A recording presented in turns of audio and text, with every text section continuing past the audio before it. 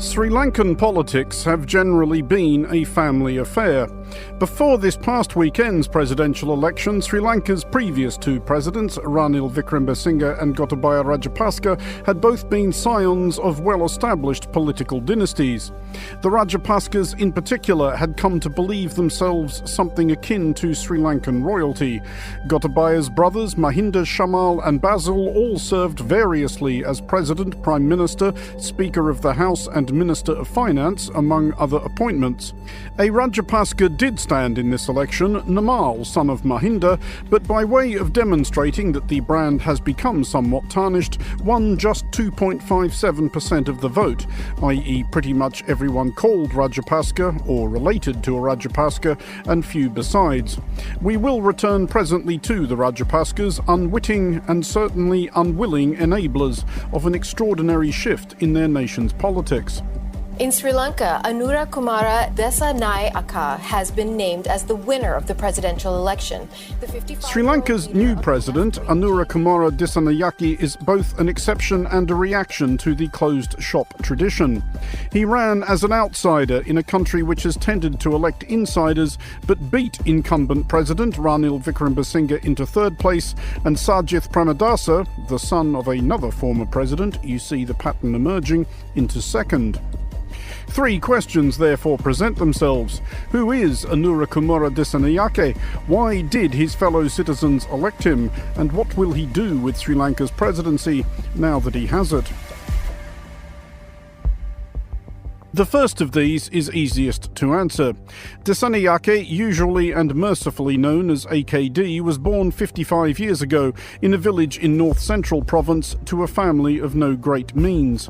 He is a physicist by education but a politician by vocation, involved since his student days with the party he now leads, the Janata Vimukti Paramuna or JVP. The name translates broadly as People's Liberation Front, and its logo was and is a scarlet hammer and sickle, at which point observant listeners will have begun to form some idea of the JVP's general outlook. At around the time AKD joined the JVP, it was led by Rohana Wijewira, who shared with his obvious idol Che Guevara a fondness for berets, goatees, brutal revolutionary violence, including merciless purges of thousands of ideological enemies, real and imagined, and, in 1989, a messy end. AKD has expressed his regrets for the mayhem wrought by the JVP. It is unclear to what extent he might have been involved in perpetrating it. In the years following Wijewira's death, he was killed in murky circumstances while in the custody of Sri Lanka's army. The JVP became somewhat more respectable, but never really popular. The National People's Power Alliance, with which the JVP is associated in Sri Lanka's parliament, currently holds a mere 3 seats. When AKD, though a member of parliament since 2000, stood in Sri Lanka's previous presidential election in 2019, he won just 3% of the vote. The short answer to the question of what changed is 2022. In July of that year, Sri Lanka's people expressed their dissatisfaction with President Gotabaya Rajapaksa's astonishing mismanagement of the economy in the most direct fashion possible, storming the presidential residence and chasing him out of the country.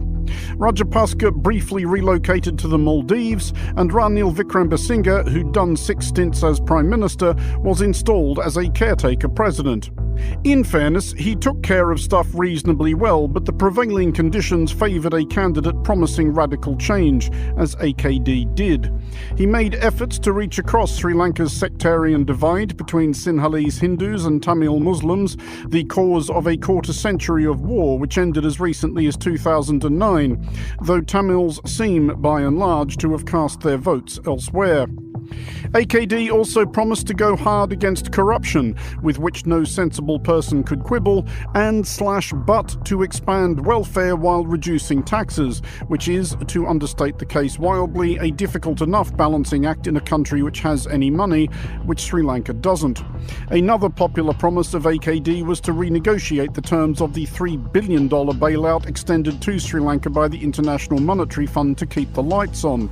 This, too, is some way easier said than done.